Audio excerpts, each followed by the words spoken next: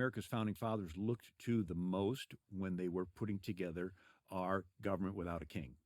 Amazing. I mean, it sounds like in some ways the Hebrew Bible and the Bible in general has been the operating system of America. And so if you eliminate the operating system of America, what does America have to identify itself as? Borders? Interesting study was done of the books that the founding fathers quoted from. Montesquieu, Shakespeare, John Locke, Hughes, all these different ones, Hobbes. But the out of like 15,000 different documents and books and pamphlets that the 55 writers of the Constitution quoted from, guess what was the most quoted book? The book of Deuteronomy. Oh, of course. It's a book of laws. Of course. And they're writing laws, right? Of course. I actually have a copy of a Massachusetts blue law book printed in the 1700s. And it has the scripture verse after every law. Unbelievable. Right? It's a crime to steal, Exodus, and thou shalt not murder. And Matt Staver was arguing a case before the Supreme Court, and he has the Liberty Counsel, and he was asking me to do a sort of a expert witness testimony and so I took each commandment individually and searched through all of my research of John Adams and Thomas Jefferson, and because most people just look for where do they mention 10 commandments. I said, well, let's look at each commandment individually, and so I put it together, and he used it in his brief and over a 10 commandment monument that was in Kentucky, and it was fascinating. You think, well, how can I'm the Lord thy God, thou shalt have no other gods before me, thou shalt not take the name of the Lord thy God in vain. It's like, how can that be in law? Well, in 1811, People versus Ruggles, a case in New York, someone had taken God's name in vain, and they fined him $500. They said, if we allow someone to take God's name in vain, it destroys the efficacy of oaths in a court of law. Efficacy, the effectiveness. It actually makes total sense. And so if you're going to swear to tell the truth, whole truth, not but the truth, so help you God. But if you allow them to take God's name in vain, it's like, there's no motivator to this guy. Wow. And it destroys the judge and jury's confidence that this guy's going to tell the truth. Amazing. And even George Washington said, what security can there be if religious obligation desert the oaths, which are instruments of investigation in our courts of justice? And it's like religious obligation. So when the idea of an oath is to call a higher power to hold you accountable to perform what you said you were going to do. Because they knew politicians would have backroom opportunities to do dirty deals. But if they believed in God, that he was looking over their shoulder, it would hopefully be a deterrent to them. Yeah. But if you get rid of God, then you just have a bunch of laws that some old men made up. Why follow them? Some will, as long as it's socially convenient, but others are going to say, forget this. I got a really brilliant mind. I'm going to use it to benefit myself. And they'll look, it's like, water seeks its own level. They'll find a crack. They'll find a way to abuse the system. So I read through, the Constitution and Bill of Rights, and I looked up the word election, electing, electors. It appears dozens of times. Not once does it tell you how to have an honest election. They assumed that the people would be honest, right? But once you remove this morality of honesty, it is so easy to cheat in elections. Yeah. There's a million different ways to cheat in elections. So John Adams says our Constitution was made only for a moral and religious people. It's wholly inadequate for the government of any other. Now he's referring to Judeo-Christian religion. And he even said the 10 Commandments and the Sermon on the Mount are my religion, right? And but you add difficulty with a religion like Islam, where you have something called taqiyya, sacred lying, holy deceit, that you're obligated to lie to the infidel if you feel threatened or, if you think it can advance the cause. And so that's a dilemma, because if you have somebody swearing in on a Quran, where the Quran claims that it is directly from Allah, therefore they hate people participating in writing their own laws. So they like top down. They don't like top up. So when the founders were saying God and religion, they were referring to the God of the Bible. So how do you reconcile religious freedom with having Islamic communities in the United States of America, I mean, they have the right to pursue their own religion here. So why isn't this a Judeo-Christian Islamic country? Well, there's freedom for all religions in America, but Islam is not just a religion because Muhammad was not just a religious leader. He was a political leader and he was a military leader. He fought in 66 battles, killing an estimated 3,000 people. And so it's a threefold system. It's a religious, political, and military system. And so we faced this during the Cold War, where communists were coming into America saying, we want to take advantage of the freedom of speech, press, and assembly so that we can overthrow America and set up a form of government that does not allow freedom of speech, press, and assembly, right? So Eisenhower said no group can use the Bill of Rights as a privileged sanctuary from which to wage war to destroy the Bill of Rights. You can't say we want freedom of religion, but our ultimate goal is to set up Sharia, where it's the death penalty to leave Islam.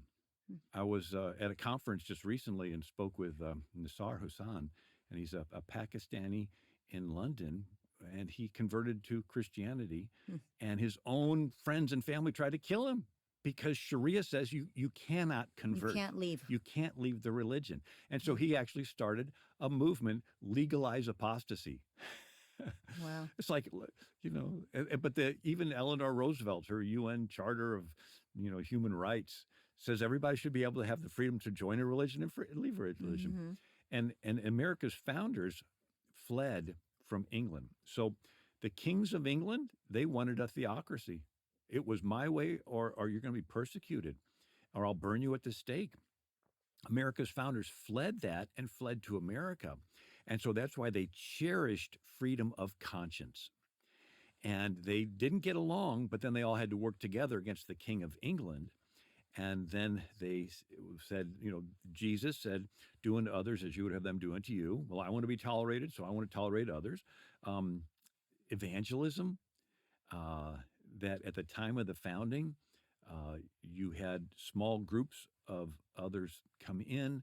And it's this idea that if you wanted to reach other people with the gospel, you had to let them come in and live amongst you, sort of do neighborhood evangelism. The first missionary sent out from America is pretty much considered Adoniram Judson in 1812 after the Haystack Prayer Revival and the Second Great Awakening Revival. And he went over to Burma.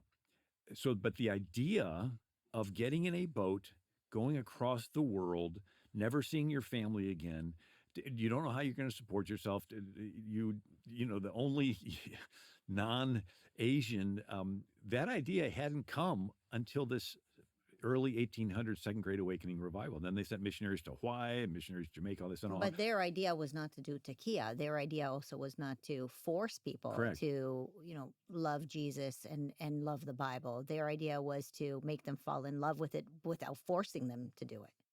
Yeah, and so it goes back to God is love. He loves you, and he wants you to love him back. But for love, to be loved, it must be voluntary. Right? It cannot be forced. And so in the other different scenarios, they're forcing it. But William Penn was put in the Tower of London for 8 months. And William Penn said, force makes hypocrites. 'Tis persuasion only that makes converts. And so he fled and founded Pennsylvania, and he allowed the first synagogue, right there, or one of the first ones. And then he allowed the first English-speaking Catholic church in the world, St. Joseph's, in like 1735.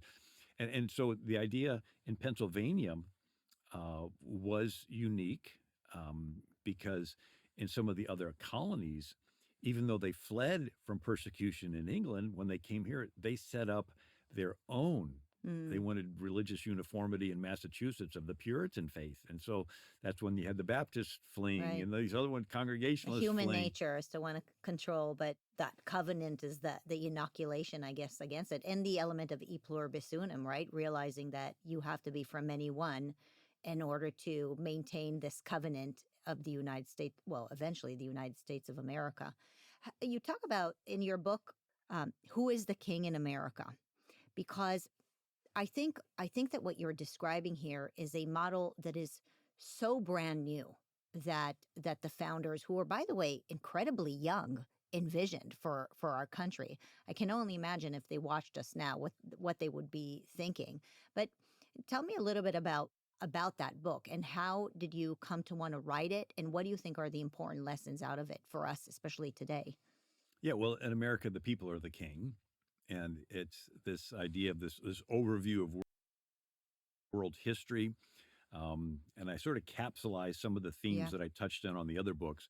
That ancient Israel was the first model without a king, and then you had these pastors and their churches founding New England, and then you had the Lutherans coming over and founding New Ebenezer, Georgia, and then the Catholics founding you know um, Maryland, and so the but this idea that it's the people are the king, and the majority of the people are people of faith. Now, I first started when I did my research. It was in the 1990s, and there's the CIA.gov website, and it lists every nation in the world and every imaginable statistic you want to know: amount of arable land, HIV death rate, all this.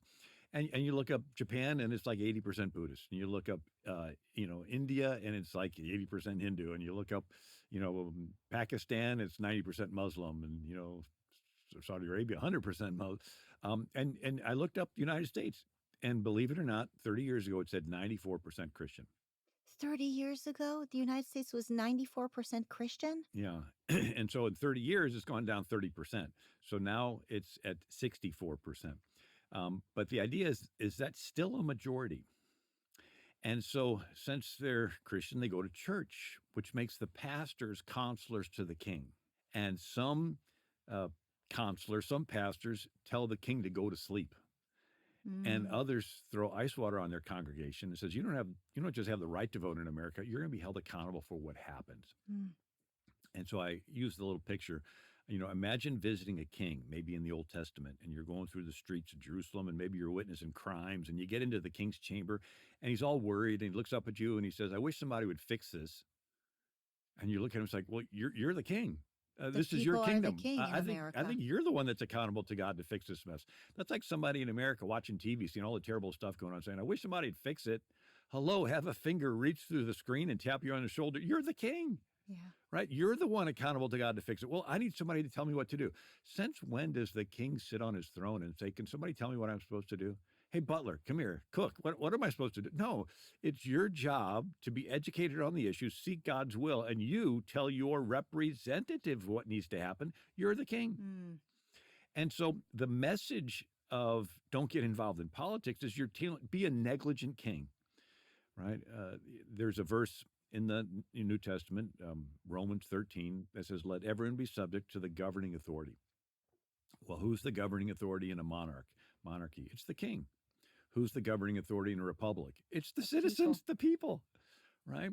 And so the idea is that we have a responsibility. Proverbs says, "A good man leaves an inheritance to his children's children." What better inheritance can we leave than a country where they have the freedom to believe what they want and hopefully love God back, right? Yeah. But then they can pursue their dreams, and they can be blessed in pursuing their dreams, and they can bless other people. But we don't want this freedom to allow somebody else Mm. with views diametrically opposed to ours to come in and program our children to hate us and to hate our country. It's like, no, this freedom of conscience is not designed to allow you to, like Eisenhower, wage war against us. Mm. It's this idea that you have this freedom because of our Judeo-Christian heritage, because of this concept of God being a God of love, and he wants you to love him back, but for love to be loved, it must be voluntary, right? Not to set up, if I were to sum up Western civilization in one word, it would be individual. Mm. That you have a worth because you individually are made in the image of God. And this God is not a respecter of persons, so everybody is equal. So rights from a creator, and the government's purpose is to guarantee to you your creator-given rights, and we're all equal. But all the rest of the world, your worth is dependent on what group you belong to. Mm. And if you're a Muslim male, you're worth more than a Muslim female, who's worth more than a kafir infidel. In India, they have a caste system. If you're a Brahmin in the highest caste, you're worth more than a Dalit, untouchable, in the lowest caste. If you're in a communist country, your worth is dependent on your utility, your usefulness to the government. Right? If you can contribute to the big state, you're worth more, and if you're not, the state will kill you. But in this Judeo-Christian West, you're worth something because you're made in the image of the Creator. That is a Bible idea. What an amazing idea to think of Americans as the kings, and kings who don't get involved and don't care what is happening are basically bad, lazy kings. Yeah. That's such a great way to think It about reminds it. you of those prophets in the Old Testament going to the king, said, "You're allowing all this wickedness in there. You know, you're reading the Yeah. book of Kings. Well, this is a bad king. This is a Yeah, bad king. king. You know, Yeah, it because makes he's total allowing. sense. He didn't tear down the high places. And You know, Bill, you talked about what's happening in our education system. And one of the things that really worries me is the typical thing that tyrants and communists will try to do, and that is to try to divide us. They want to break our e pluribus unum, that magic sauce of from many one, and they want to bring in multiculturalism. They want to pit us against each other so that we fight. You wrote a book about tyrants. Can you help us think through what is the attack on America, this division of e pluribus unum causing us? imagine being in heaven and somebody sowing division. Well, it happened. It was the devil, right? And Mm. he's cast out. And so he sows division in the garden and gets Adam to blame Eve and Cain to kill Abel. And then there's this interesting story of Gideon has an illegitimate son named Abimelech. Now, Gideon just defeated 100,000 Midianites. There is no country even thinking about invading Israel from the outside. But on the inside, Abimelech wants power. So he's an illegitimate son. So he goes to the town of his mother's called Shechem. And he tells the men, is it better for you that the sons of Gideon reign over you? Remember also that I am your flesh and your bone. And the men of Gideon said, well, we got to support him because he is our brother. And so he did identity politics. Mm. He's sowing division. Here you have a country that is strong, just defeated the enemies, but on the inside, you have somebody sowing division. And so Abimelech gets a bunch of followers, and they go to the house of Ophrah, and they kill all of Gideon's sons. And Abimelech makes himself king. And he's terrible, and he's waging war on a town, and a lady throws a millstone over the wall, and it hits him in the head and kills him. If she hadn't have done that, Israel would have had a monarchy right then, rather than 150 years later with Saul. Mm. Right, but this idea that how did he get power? He sowed this division on the inside, and we see this over and over again. But even 500 years ago, Italy was a bunch of city-states: Venice, Genoa, Naples, Florence, and they always fought. And Machiavelli thought if one prince could control all of Italy, it would stop the infighting. So the end was good. And so the book is where you get the phrase, the ends justifies the means. The end of one prince controlling all of Italy is such a good end because it'll stop all the infighting between these Italian city-states that any means necessary to get there is justified. So if a prince wants to conquer a city and the city does not want to be conquered, they would hate him. But if the prince pays criminals to sow division and to burn barns and kill cows and set things on fire, the people of the city will cry out for help. The prince will come in, get rid of the very criminals that he bribed to create the mess. Nobody will know the better for it, and they'll praise the prince as a hero. So it's good marketing. You create the need and fill it. You go around the back of the house, set it on fire, then you go around the front of the house and sell them a fire extinguisher, and they'll pay anything for it and even thank you for being there. So it's called Machiavellianism, where you create or capitalize on a crisis to consolidate control. And then we'll look at Germany. In the early 1800s, it was a bunch of kingdoms: Saxony, Bavaria, Prussia, and they didn't get along. And you had the king of Prussia had a philosopher named Hegel at the University of Berlin. And he is famous for his Hegelian dialectics. It's a triangle of one, thesis, antithesis, synthesis. And so one of Hegel's students was Karl Marx. Of course. And Karl Marx says, okay, dialectics is the thesis. The thesis is the status quo, We have to create a problem that's real bad, and then everybody will panic and surrender their freedoms to settle for an answer that's just half as bad. Then that becomes the new starting point. You create another problem that's real bad. Everybody settles, for your answer that's half as bad, and you keep creating crises so that people will give up their freedoms. The same way that that Abimelech created this internal crisis, and so the idea is that you see today this creating of crises intentionally so that people give up their freedoms and they give up their republic and they go back to a dictatorship. Didn't Great Britain also use this in India? Right. So 1714, you had the British sailor stopped off in Bengal, and the king was sick, and he knew a little medicine and doctored him up, and the king gave him a bunch of presents and said, anything else? He goes, yeah, I'd like to open a trading post. And then it turned into a trading fort, and the British East India Company. And then the fort would give guns to some allies, but then they'd give guns to some other ones, and till pretty soon then they would stir up ancient animosities between the kingdoms. Why? So they would fight each other and weaken each other. And then the British could conquer both kingdoms that were weakened and restore order and disarm them. And then they did it again and again and again until they took over all of India. So this divide and rule is not necessarily a new thing.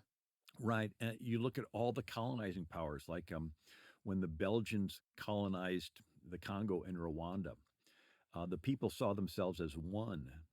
But the colonizers would measure them and their features, and they would say, you're a Hutu and you're a Tutsi. And they would make them go down to the government offices and register as a Hutu and a Tutsi. And then they began to stir them up against each other. So they would fight each other. And then once they're fighting and weakened, then they could conquer the whole country, right? I was always wondering why they would fight. They created a racial distinction that had not existed there before because they want to sow this division. It's like the devil to divide, right? And then you look at the British with America. And after the French and Indian War, the American settlers and the Indians had reached an equilibrium, getting along. And the British General Johnny Burgoyne lands in Canada, comes down, meets with the Mohawk Indians, and stirs them up and promises them money for scalps. And so the Indians begin scalping the Americans. And it got so out of hand that it's one of the reasons listed in the 27 complaints in the Declaration of Independence of why we were rebelling. The king has incited natives on the frontier, the merciless savage whose known rule of warfare is an undistinguished destruction of men, women, and children, but is saying, here's the king going in and stirring up the natives to attack the Americans. And then this basically became the Marxist model, and especially after the Cold War. So how do you destroy a country? The KGB would send in agents to observe all the groups. They called it critical theory, where you simply observe all economic groups. The proletariat versus the bourgeois, the working class against the business owners, ethnic groups, Bosnians, Croats, Serbs, religious groups, Sunni, Shia, Orthodox, and they would categorize them as victims and oppressors, haves and have-nots. And then they would stir them up against each other to fight, and they would have bloodshed. And then when the bloodshed happened, people want to blame somebody, and they would co-opt the media to blame the leader of the country. And as his popularity would fall, they would do a coup or a rigged election and replace the leader with a Soviet puppet. All the violence stops, and everybody's happy for a while until they realize we just gave up our freedom. And they called them behind the Iron Curtain, Soviet satellites. And then the CIA learned how to do it in reverse. And so Iran's leader in 1953 was Mossadegh. He nationalizes, takes control of all the oil. People don't realize that in 1908, Britain formed the Anglo-Iranian Oil Company, better known as BP. Iran had a secular leader named Reza Shah, and he was friends, but he got overthrown. Mossadegh was in power, and anyway, so the CIA wanted to get rid of Mossadegh and put in Reza Shah's son, Reza Pahlavi, and so the CIA basically did the Soviet tactics in reverse. And Kermit Roosevelt Jr. is the grandson of Teddy Roosevelt, and he's an expert in foreign languages. And he organizes the country, with the people that are disgruntled and the other ones, and organizes riots and protests, and then co-ops the media to blame Mossadegh. His popularity falls. He gets put under house arrest, and then we put in Reza Shah Pahlavi, who loves America, and he met with Eisenhower, Truman, Kennedy, Nixon, Ford, but Jimmy Carter betrayed him and brought in the Ayatollah. So all the problems in Iran, we can thank Jimmy Carter for those. Amongst many other problems. But it was Obama that turned these tactics that the CIA were using on other countries' soil to help keep countries from the Soviet orbit. Obama in 2014 turned them inward on America. It's called the Smith-Mundt Modernization Act. I was just going to say, a lot of what you're describing, this sowing of division, the multiculturalism, the looking at your neighbor suspiciously because you don't have the same last name or you may not worship the same religion. It sounds familiar. It's what literally social media feels like right now. Yeah.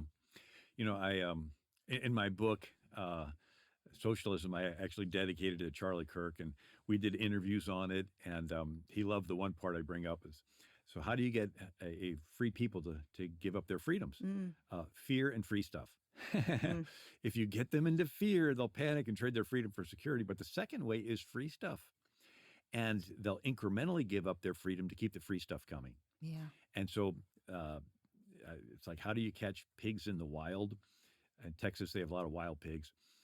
You put a post in the ground and you throw some corn down. The next day, there's 2 posts and you throw the corn down. The pigs come, eat the corn, ignore the post. Next day, there's 3 posts and they'll just keep eating the corn. And then you start putting the posts in a semicircle until pretty soon it's almost a complete circle. And there's just a little opening. And the pigs come, squeeze through the opening, they're eating their corn, and you shut the gate and you caught yourself some wild pigs. You catch them through dependency. And so the Karl Marx, his followers were called the Frankfurt School. But then when they got driven out of Germany, they came to Columbia University in New York. And the professors were socialists. And they said, you'll never defeat America with tanks. You have to do it through the back door. You have to do it through this dependency. And so it was Richard Cloward, Francis Piven, called the Cloward-Piven strategy. And they're the ones that counseled LBJ to do all the Great Society programs. And the idea is that if the country can be economically unstable, the people will voluntarily come to the government and say, please help. And the government says, okay, we'll help, but we're going to take control of your life in the process. And it takes this Cloward-Piven strategy and implements it where there's almost an intentional effort to get people to sign up for welfare benefits, because then they'll always vote for the candidate that gives them the free stuff. And you've built yourself a voter base. But there's 2 ways to institute socialism. One is through the tanks and the other is through dependency. And that's when people just give up their own freedoms because they are so addicted to the free stuff. Yeah, I tell people, if you were getting a $1,000 check in the mail every week from someone you didn't know, week after week, would you stop and ask yourself, who's sending me this $1,000 every week? I'm going to find out who they are and vote them out of office. No. It's like, would anybody do that? It's Probably like, not. I got a couple more bills to pay. So once you get people to receive free money, you can count on their vote. Bill, most of your books have been about America. I know that you're obviously very focused on our own country. You ran for office. Why did you decide to write a book on Quran? Why do you think there is stuff that every American should know about the Quran? Right. Well, the Keith Ellison sworn to Congress as the first Muslim with his hand on a Quran. It was Jefferson's Quran. And the news media said, isn't this wonderful? Jefferson must have loved Islam. And I was like, he fought the Muslim Barbary pirate wars against the Muslims. And so I thought somebody has to set the record straight. And so Muhammad was a warrior. He fought in 66 battles and raids. And so his men would raid caravans, but then they went to the Mediterranean and they would raid ships. And they would raid the coasts of Spain and Italy and France and bring the slaves into North Africa. They enslaved over 1 million Europeans. There were whole Catholic orders in Europe through the Middle Ages called the Trinitarians, and the head of the order was called the ransomer. The Muslims enslaved Europeans? Correct. Yeah, and then they also enslaved black. So Muhammad was a white Arab. There are hadiths that says Muhammad was the white man reclining on a couch. Another hadith, he was lifting his arms. They saw the whiteness of his armpits. Another hadith, he was on his donkey. It rubs up against somebody else. And the guy said, I saw the whiteness of the prophet's thigh. And Muhammad owned black slaves like Bilal. And so Islam enslaved tens of millions of Africans, castrate the men, make them eunuchs, sell the women into sex trafficking. Timbuktu, where the canoe meets the caravan, was a big slave trading city. Khartoum, Zanzibar coast, Tanzania. And they sold blacks for centuries across Africa and then the Ottoman Empire. But then when the Turks invaded Europe, they would capture Christian towns, Bulgaria and Albania and Romania, and they would take the Christian boys and make them into their Muslim Janissary soldiers. And then, in Egypt, they were called Mamluk slave soldiers. And so the idea is that the Europeans would pay an annual tribute to the Muslim pirates to leave their country's ships alone. Even Sweden, in the 1600s, some Muslim pirates raided Baltimore, Ireland, round up the whole town, took them to Morocco, and sold them into slavery. Dragut Reis, and so and even the Pilgrims in 1625, they sent a ship full of beaver skins back to England. And William Bradford said the ship was in the English Channel when a Turkish man of war captured it, took it to Morocco, and sold the crew into slavery. Mm. And so once America became independent of Britain, the Sultan in Morocco said, well, you're not covered under the British tribute payment anymore. You're your own country. You got to pay up. If otherwise, the Barbary pirates will come after your ships. Right. And so that's where President Obama said, Morocco was the first country to recognize America's independence. And it's like, yeah, so that they could tax us. And so they were capturing our Americans and enslaving them. The Polly, these different ships. And so right after the revolution, Thomas Jefferson is sent as an ambassador to France, and he meets with Abdurrahman, the Muslim ambassador. And he's like, why are you enslaving us, our men? What did we do to offend you? And the Muslim ambassador said that, no, it's just written in our Quran that all nations that do not acknowledge Islam authority were sinners. And it was a right and duty to make them slaves. And any Muslim who should die in battle is sure to go to paradise. So Jefferson owned a Quran to figure out what's in this book that makes them want to hate us when we didn't do anything wrong to them, rather than the news media saying, oh, Keith Ellison swore into office on Jefferson's Quran. Gee, Jefferson must have loved Islam. No, the day after his inauguration as the third president, he gets a demand from the Pasha of Tripoli for $250,000 extortion tribute payment. And Jefferson said, I did the only reasonable thing. I sent in a squadron of our ships. Bill, do you think that some Muslims are not that extreme, that they are moderate, where the fundamentalist Muslims basically give Islam a bad reputation? Yes, I would say most of them are moderate. And so the word Islam means submission to the will of Allah. A Muslim is one who has submitted to the will of Allah, and they think there will be world peace when the whole world submits to the will of Allah. And so to them, world peace means world Islam. And so it's a different definition of the word. So when we say peace, it's different groups that don't believe the same thing learning how to get along. When they say peace, it's when all your enemies are defeated. There's nobody left to conquer. There's nobody left to fight. Now, a moderate Muslim believes the world will submit to Allah later, maybe in the distant future, maybe at the end of the world, maybe it's even figurative. And since it's so far off, they really don't think about it, and they just want to live their lives, and they're wonderful people, and they want to have you as friends and family. And the fundamental Muslim, they want the world to submit to Allah now, and they're really excited, and they want to help make it happen. And they'll do it by all means. And the dilemma for the West is the nicer we show ourselves, the fundamental Muslims view that niceness as weakness. And they take that as an invitation to attack. And so we think if we bend over a little bit more, they'll be nice. They see us bend it over. They say, look, Allah's given us our enemies. They're showing their neck, right? And so whenever they would lose a major battle of Lepanto, 1571, Battle of Malta, 1565, Battle of Vienna again in 1683. Whenever they would lose major battles, they would go back and be moderate for a generation or two. But then they would do some probing attacks. And if they didn't get slapped down, then they would take this as a signal they're supposed to get back into the aggressive mode. And so the moderate Muslims prefer to be under the umbrella of the West and enjoy the freedoms. So ladies can wear fashions and they can eat what they want and go out whenever they want. Ladies can leave the house without their husband's permission. They can leave the house without being accompanied by a male relative. So they would prefer the freedoms. But when the fundamental ones do a terrorist attack and the West doesn't come down strong on the fundamental ones, the moderate ones realize, well, gee, if you're not going to defend us, the only player in town is them. We got to lean in their direction. They have no choice. So the West showing weakness is pushing the moderate Muslims towards fundamental Islam. And the fundamental Muslims are just as happy to kill a moderate Muslim as they are to kill an infidel, right? So they view them as having backslidden from the way of Allah. And so is that how they basically took on Christian countries? Like Egypt was a Christian country. Now it's predominantly Muslim. Lebanon, Syria, all of these countries were Christians.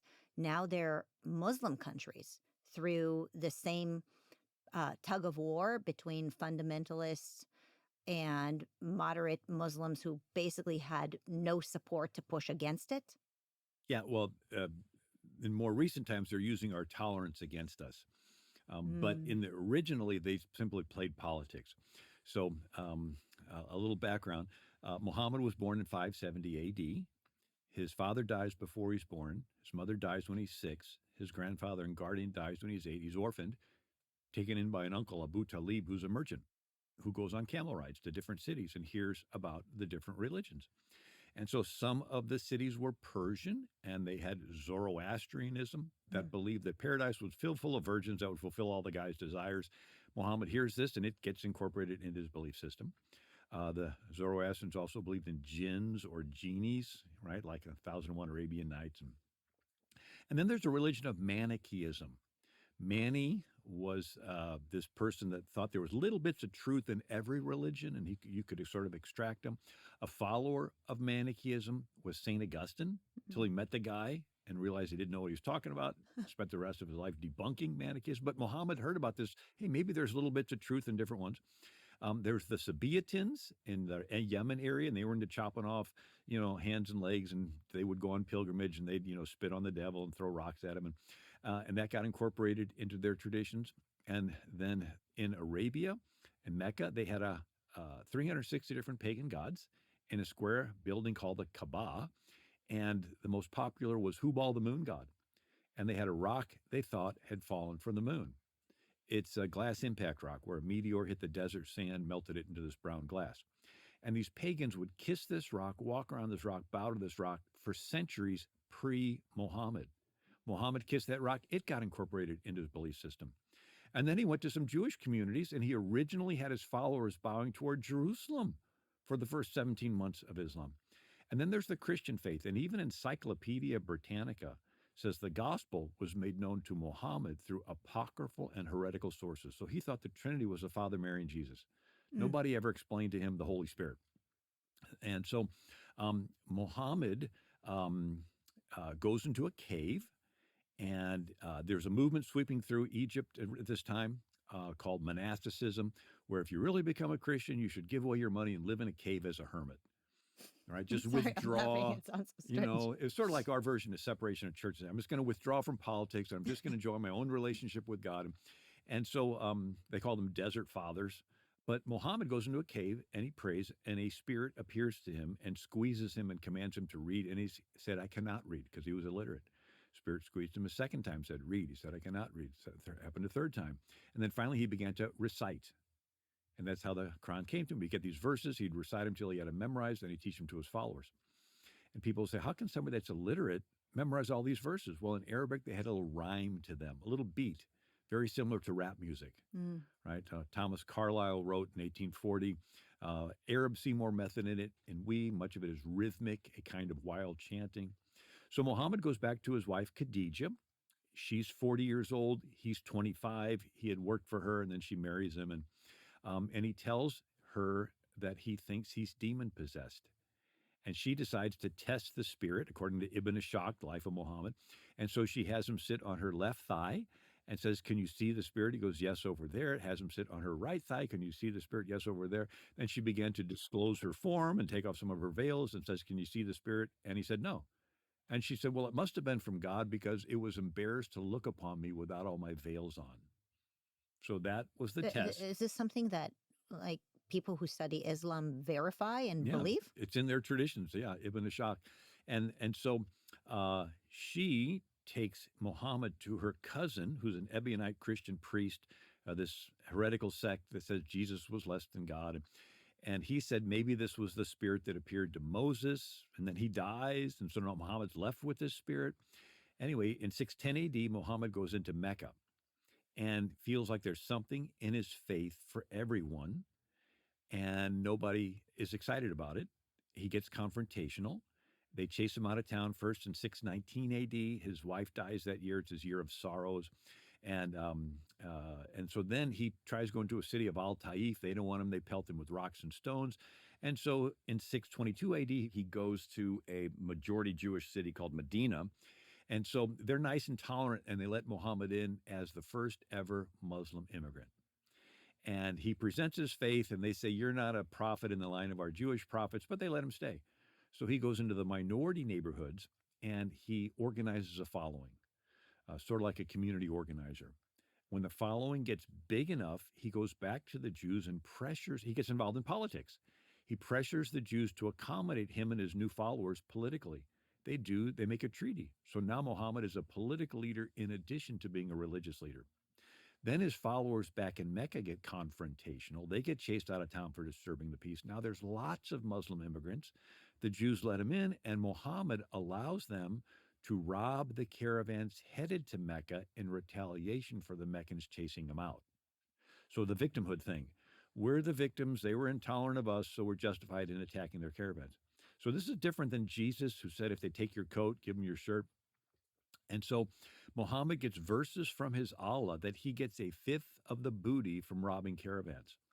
One of the verses says, Allah has given you the slave girls as your booty. So he tells his men, you can have 4 wives plus as many extra women as your right hand possesses, as you take in battle. They're bondwomen, concubines, slave wives. They just don't have the status of a wife. And so the 624 AD, the Meccans send 1,000 soldiers to protect their caravan. And Muhammad, with 300, defeats 1,000 at the Battle of Badra. Mm. This amazing victory convinces him to be a military leader. And then in 627 AD, the Meccans send 10,000 soldiers to Medina, and Muhammad digs potholes and trenches all around the city. It's called the Battle of the Trench. And that renders the cavalry of the Meccans useless. You can't charge your horses across a field full of potholes and trenches. They'll break their legs. So Muhammad goes to some of the Meccans at night, bribes them, they slip away.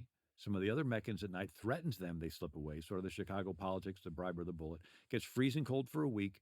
The rest of the Meccans lose heart and retreat. And Muhammad takes this as a victory that his enemies were cowards. He goes back into that Jewish city, gets offended at one of the Jewish tribes, confiscates their property, chases them out of town, and the other 2 tribes sort of stand down. Well, at least he's not picking on us, and they were always competition for me. Now there's only 2 Jewish tribes. He gets offended at the smaller of the 2. And the big tribe sort of stands back. Well, he's not picking on us, and they were always competition. Now there's only 1 Jewish tribe. And according to the Hadith, Muhammad is taking a bath, and that spirit appears to him and says, how can you rest when all his enemies are in your midst? He says, where points at that last Jewish neighborhood. He surrounds them for 28 days. When they surrender, he brings them into the market, chops off the head of the men, about 600 or 700, and then sells the women and children into slavery. So within 5 years of Muhammad coming into the Jewish city of Medina as an immigrant, there's not a Jew left in the city of Medina. They were chased out, killed, or enslaved. So when Mandami a couple weeks ago said, my religion began with the prophet being like an immigrant. And so it's a 3-step process. Immigrate, increase, eliminate. Immigrate as a religious refugee, and then increase the number of your followers in the minority neighborhoods and get involved in politics. And then you have random outbreaks of violence, usually by the young men. knifing, rapes, acid attacks, and the inhabitants of the neighborhood no longer feel safe and move out, and you take over the neighborhood. Hmm. And then you do the city by city, country by country, right? And there's a 1,400-year track record of watching this happen. So there's two ways it spreads. One is through the sword, and the other is through immigration, right? And it's called Dawah, Dawah, Dawah. It's immigration jihad, civilizational. So it's you come in to a host country, sort of like an invasive species, and then you grow and build. And it's interesting. Henry Ford did not like unions, and he's traveling the world looking for another source of rubber because originally it came from plants. And he's over in the Middle East, and a Yemeni man puts his luggage on the boat, does such a good job. Henry Ford said, if you show up in Detroit, I'll give you $5 a day. That begins this Arab migration into Detroit. And sure enough, they did not join unions, and they worked hard. And they enjoyed being in America. And they started the first Islamic association in America. They founded the first mosque in America, and they were friendly. And everybody says they're friendly, they're hard workers. There's nothing to fear. Let more in. More come in. They're friendly, they're hard workers. Let more in. And then they begin to build a community. And then an imam shows up, and he says, "Okay, now that we're all here, we need to start following the Quran a little bit closer. I saw your wife out shopping, and she was not covered modestly." He goes home and says, "You better start covering up." And then he sees somebody, "I saw you were having lunch with this infidel, and you're not supposed to be close friends with infidels." And it's like, and then your daughter was at a public swimming pool in a swimming suit in front, and these imams would gradually shepherd the community to becoming closer to following Muhammad's example. And so that brings up another interesting thing. Sharia, the word means law, and it's based on Muhammad. What Muhammad permitted is permitted. It is called halal. What Muhammad did not permit is not permitted. It is called haram. And so Muhammad liked cats. Cats are halal. They are permitted. Muhammad did not like dogs. Dogs are haram. They are not permitted. And so Sharia law is a long list of halals and harams, what's permitted and what's not permitted, and the local imam keeps the list. But if you ask, well, I want to know, why is that haram? I'm sorry, you can't ask why. But I really want to know, why is that haram? Don't ask again or I'll kill you.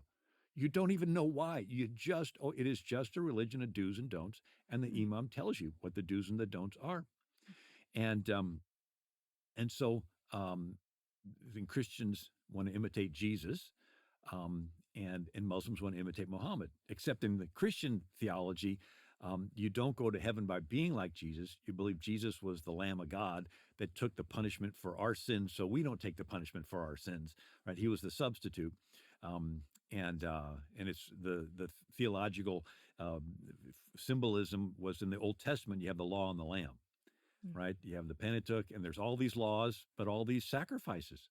And it's almost like for every law that's broken, there's a prescribed sacrifice. And then there's the once a year with the Yom Kippur, the Day of Atonement, when the sacrifice is sprinkled on the mercy seat and everyone's sins in the country are forgiven. They all start their new year off with a clean slate.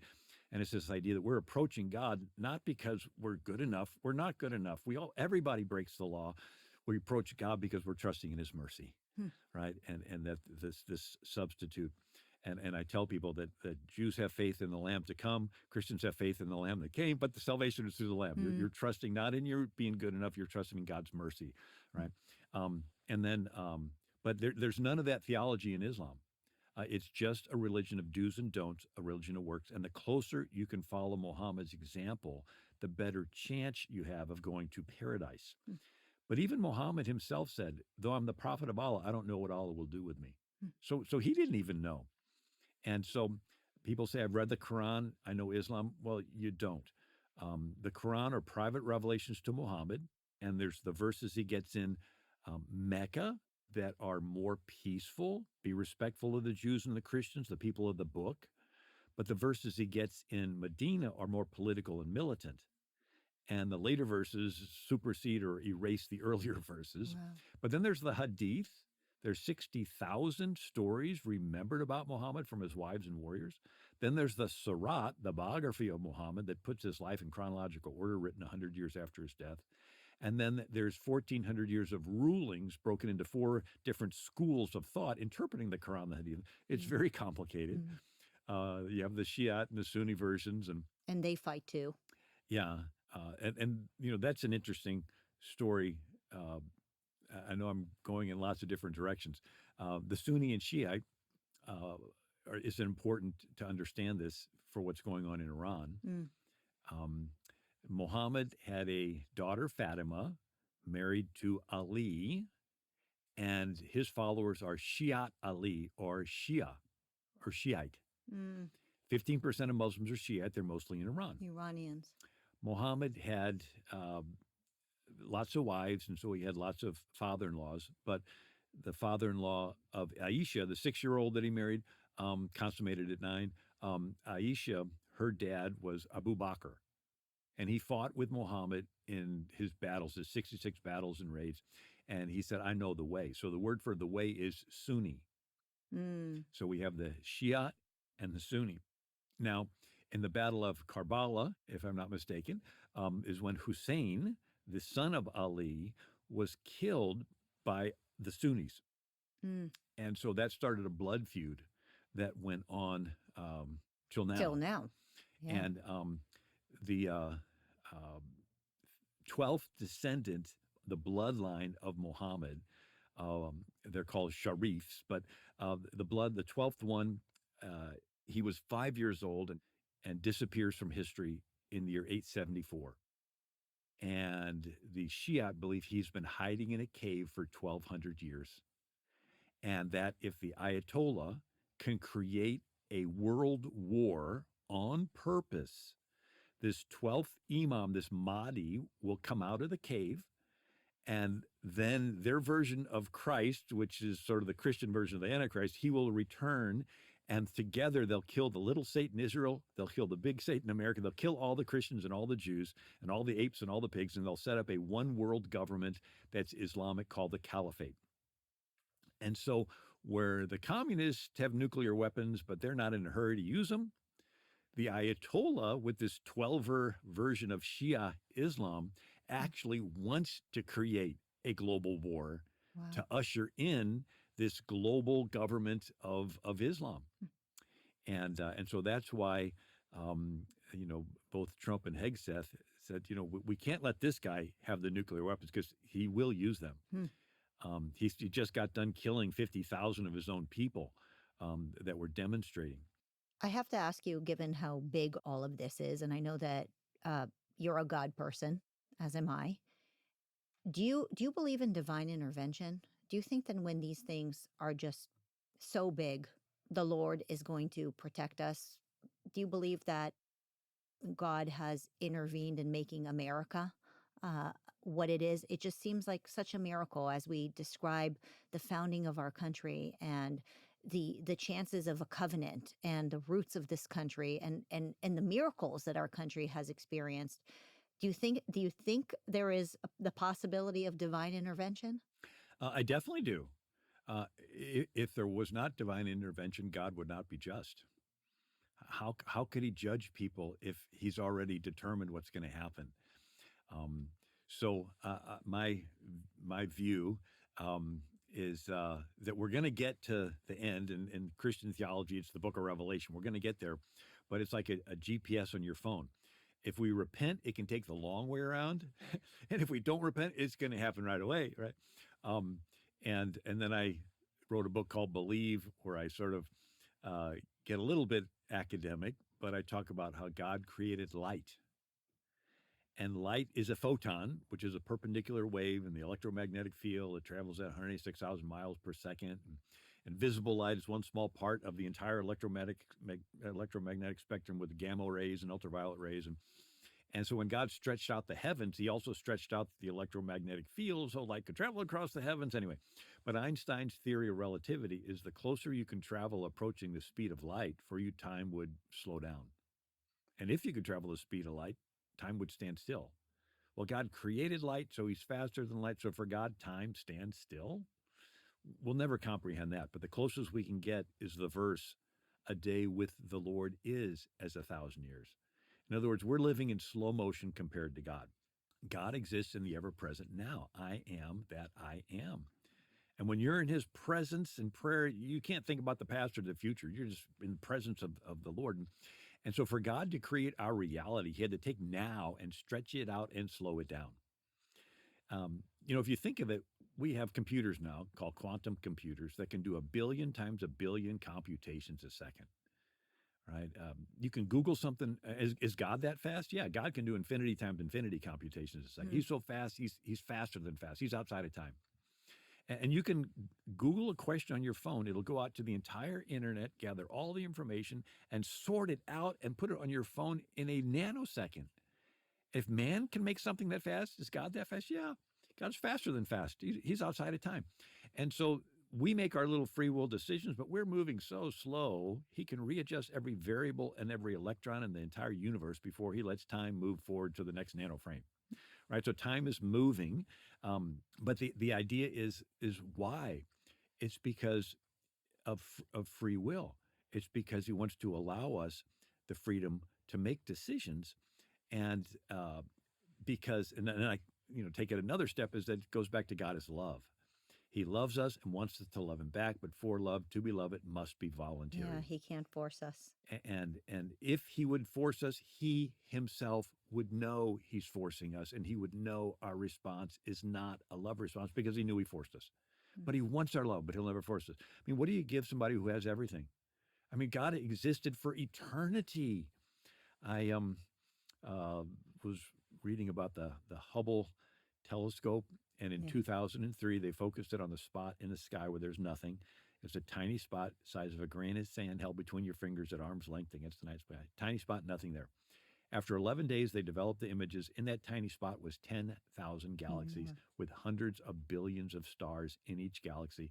It's called the Hubble Ultra Deep Space Field. It's the furthest picture ever taken away from planet Earth up until this point. And every dot you see is a galaxy with hundreds of billions of stars, all in that little bitty space. Then they began to look in other directions. They now estimate the observable universe is 93 billion light years across and still expanding at the speed of light. And the largest star they found is Stephenson 2-18. It's a super gas giant. It's so large, if you were to place it in our solar system, it would engulf the orbit of Saturn, the 6th planet from the sun. We're the 3rd planet from the sun. Could you imagine one single star that enormous? And God made it all. And he made you. Why would he make you? Why would he make me? Why would he make us humans? What could we possibly offer a being that is that infinitely powerful? Nothing. True love. Except maybe something. What's a galaxy anyway? It's a bunch of rocks. Hot rocks, cold rocks, molten rocks, vaporized. A rock cannot love you. So it's almost like at some time in eternity past, God said to himself, been there, done that. I can create everything. I would really like someone in my image who could love me. Now it gets interesting because love, by definition, must be voluntary. So in the context of everything God controls, time, matter, space, energy, he intentionally created one tiny thing he does not control, your will. I mean, he's powerful enough to control it if he wanted to, but that would defeat the very reason he made us different than everything else. And he doesn't need our love. He's not incomplete in our love. He doesn't need our love, but he wants it. It's like parents don't need the love of their children, but they want it. Yeah. And the more you love somebody, the more you want that somebody to love you back. God loves you infinitely. He has an infinite desire for you to love him back, but he'll never force you. Because if he forces you, he'll know he's forcing you. But he wants your love, but he'll never force you. But he wants your love. I was adding another thing to it. So we're made in God's image. And what's the most important thing in our lives? Well, it's loving and being loved. I mean, it's having a purpose and all they're at. But when somebody's on their deathbed, they don't say, oh, yeah, tell my secretary this one last thing before I die. No, it's tell my wife and kids I love them. It's love. And so if we're made in so God loves everything he created. But the question is, could what he created love him back? Galaxies can't love. Rocks can't love. Electrons can't love. Animals follow instinct, right? And if you look up the word angel in the Bible, it appears in the King James 289 times, not one time is the word love used to describe an angel's relationship with God. They worship God, they praise God, they glorify God. Um, the word angel means messenger. They deliver God's messages, they deliver God's judgments, like in Egypt, right? They sang when the stars were created, they rejoice when a sinner converts. Jesus says, I'll confess you before the angels, they're heavenly witnesses. They're mighty beings, they're incomprehensibly powerful beings, but they're not made in God's image. And in Christian theology, Jesus did not die on the cross for angels. They were made for a purpose. It's like, what purpose were we made for? We're not powerful and we're not very smart. Well, a king can have a castle with really powerful soldiers, and then he can have children. A business owner that's a billionaire can have 100,000 employees that are really, really intelligent, and then he can have children, right? Yeah. It's like they were made for a purpose. And what purpose were we made for? Well, guess what? The word love is used all throughout the Bible to describe men and women's relationship with God. Yeah. Love the Lord your God with all your heart, soul, mind, and strength. Psalms 91, because he set his love upon me, therefore I will deliver him.